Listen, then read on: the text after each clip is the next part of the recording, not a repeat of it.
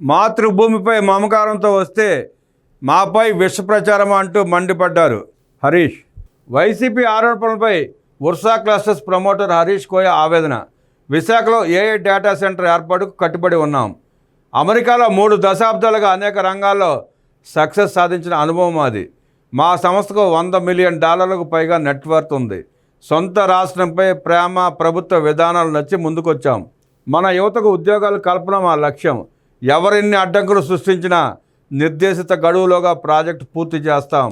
మాతృభూమిపై మమకారంతో సొంత రాష్ట్రం అభివృద్ధి కోసం తమ వంతుగా ఏదైనా సాయం చేద్దామని ముందుకొచ్చిన తమకు అడ్డంకులు సృష్టించేందుకు జరుగుతున్న దుష్ప్రచారం పట్ల ఉర్సా క్లస్టర్స్ ప్రమోటర్ హరీష్ కోయ ఆవేదన వ్యక్తం చేశారు. అమెరికాలో 3 దశాబ్దాలుగా అనేక రంగాల్లో సక్సెస్ సాధించిన తాము స్వరాష్ట్రంలో యువతకు ఉద్యోగాలు కల్పించాలనే లక్ష్యంతో విశాఖలో ఏఐ డేటా సెంటర్ ఏర్పాటుకు ముందుకు వస్తే అభివృద్ధి అంటే గిట్టని కొందరు పనిగట్టుకుని తప్పుడు ప్రచారం చేస్తున్నారన్నారు.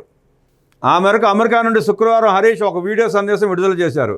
గత కొన్ని రోజులుగా ఉర్సా క్లస్టర్స్పై వైసీపీ నేతలు సాక్షిపత్రిక చేస్తున్న ఆరోపణలను హరీష్ తీవ్రంగా ఖండించారు. తమ సంస్థ 28 సంవత్సరాల నుంచి IT, supply chain, infrastructure management రంగాల్లో విజయవంతంగా బిజినెస్లను రన్ చేస్తూ $100 మిలియన్ పైగా నెట్వర్త్ ఉన్నట్లు హరీష్ కోయ ప్రకటించారు. తన అనుభవంతో ఏఏ రంగంలో కూడా అడుగుపెట్టి అనేక మందికి ఉపాధి అవకాశాలను కల్పించాలని అనుకున్నట్లు తెలిపారు. ఉర్సా సంస్థలో ఐటీ రంగంలో ఎంతో అనుభవం టీం ఉన్నట్లు ఆయన తెలిపారు. మాతృభూమిపై తమకున్న ప్రేమతో అలానే నిరుద్యోగ యువతకు ఉద్యోగ కల్పన కోసం రాష్ట్ర ప్రభుత్వం అమలు చేస్తున్న విధానాలకు ఆకర్షితులై 6 ఎన్ఆర్ఐలు కలిసి విశాఖలో ఏఐ డేటా సెంటర్ను పెట్టేందుకు ముందుకు వచ్చినట్లు ఆయన తెలిపారు. సంస్థ పూర్వాపరాలను చూసి ప్రభుత్వం కూడా ఎంతగానో ప్రోత్సహించినట్లు ఆయన వివరించారు. యువతకు మేలు చేద్దామని మేము వస్తే అనుకోని పరిణామాలు ఎదురవుతున్నాయని ఆయన ఆవేదన వ్యక్తం చేశారు. గత కొన్ని రోజులుగా ఉర్సా సంస్థపై అనేక తప్పుడు ఆరోపణలు చేయడం బాధాకరమని ఆయన అన్నారు.